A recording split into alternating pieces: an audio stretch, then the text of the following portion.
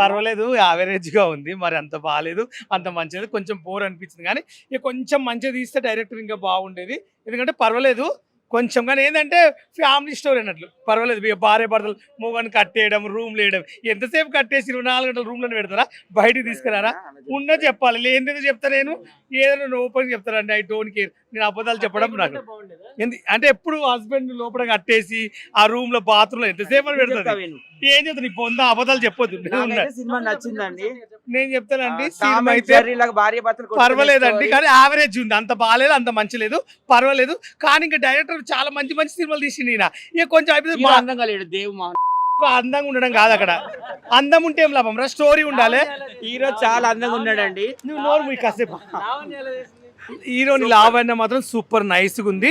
Hero బాగున్నాడు, candle రాజా personal. Story అనేది ఏంటంటే మంచి ప్రజలకు ఇట్లా ఈపుగా వెళ్ళిపోతుంది. ఇప్పుడు నాలంటి వాడు కామెడీ పెట్టుకుంటే ఎంత బాగుంటుండే. ఎవరేమో దిక్కుమాలను పెట్టుకునే బదులు మాలాంటి వాళ్ళని పెట్టుకోవచ్చు కదా.